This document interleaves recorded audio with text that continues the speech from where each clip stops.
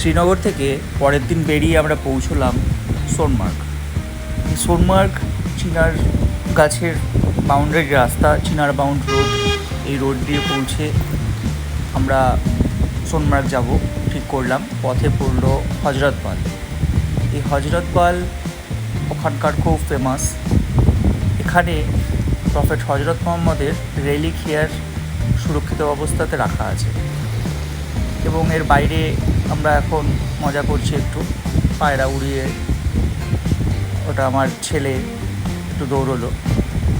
এখানে একটা বড় ইতিহাস আছে, সেটা অবশ্য ওখানে গেলে ডিটেল আরও জানতে পারবেন।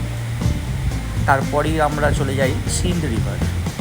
এই সিন্ধ রিভার ঝিলাম রিভারকে ট্রিবিউট করে আর কি, একটা ট্রিবিউটারি রিভার, জম্মু কাশ্মীরে অবস্থিত।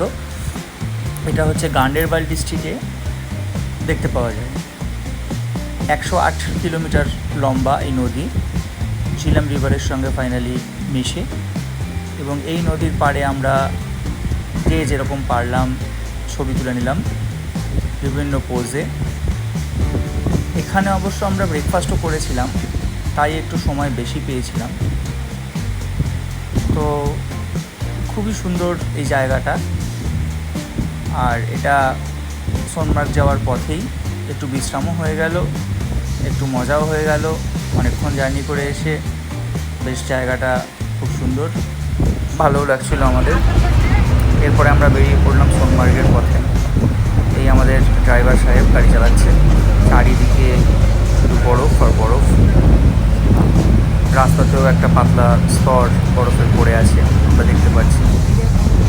এই রাস্তা থেকে আমরা পৌঁছে যাব সোনমার্গের পথে। সৌন্দর্য চারিদিকে, পাহাড় আর পাহাড়ের ঢালে বরফ আমরা দেখতে পাচ্ছি। এরকম রাস্তার দুধারে উঁচু উঁচু বরফের পাহাড়, মানে এতটা পরিমাণে বরফ জমে গেছে ওখানে যে কখনো কখনো দেখতে পাবেন যে আমাদের যে গাড়িতে আমরা যাচ্ছি একটা ট্রাভেলার, তার থেকেও উচ্চতা বেশি এই বরফের। দেখুন, ট্রাভেলারের ছাদের থেকেও বরফের উচ্চতা অনেক বেশি। এখানে যে স্পট, সেই স্পটে আমরা পৌঁছে যাব। এইখানে আমাদের মজা শুরু হলো, বরফের মজা। আমরা উঠছি পাহাড় পেয়ে।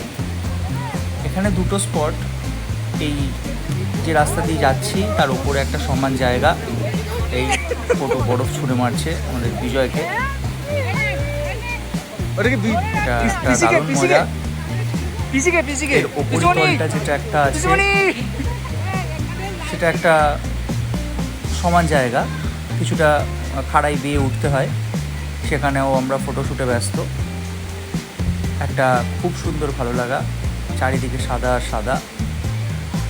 এই আমার ছেলে বসে পড়েছে বরফের মধ্যে, আর আমরা দুজন যে যেরকম পারছে এই ঠান্ডা এবং সঙ্গে এই সাদা বরফ, তার মজা নিচ্ছি। অপূর্ব সুন্দর জায়গা সোনমার্গ। গুলমার্গেও অবশ্য তাই আছে, সেটা আমাদের পরের দিনের প্ল্যান।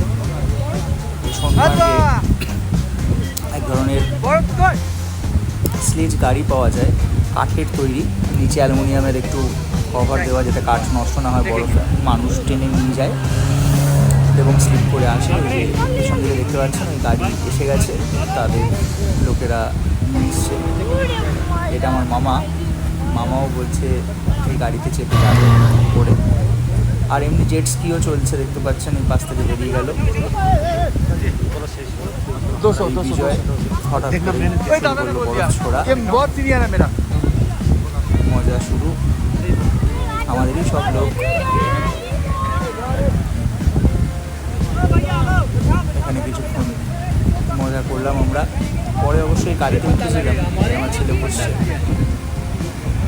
এই গাড়ি এই লোক টেনে টেনে নিয়ে যাবে ওপর দিকে, এবং অনেকটা উঁচু থেকে সেটা আবার নিচের দিকে এরকম স্লিপ করে নামবে।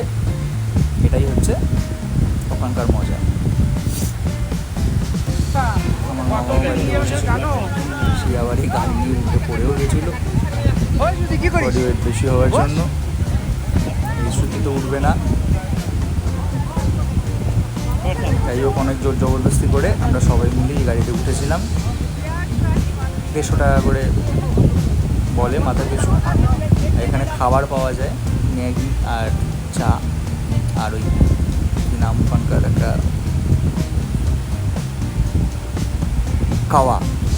কাওয়া নাকি খেলে শরীর বেশ গরম হয়, আমরাও খেয়েছিলাম। যাই হোক এখানে অনেকক্ষণ মজা করে আমরা বেরিয়ে পড়লাম।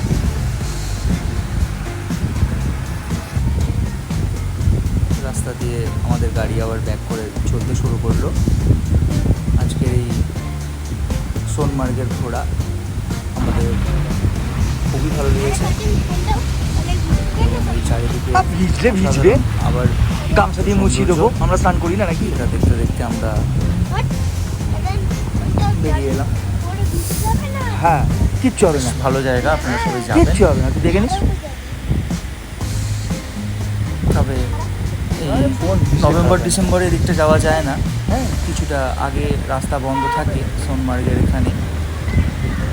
যাই হোক ভালোই কাটলো, বাই।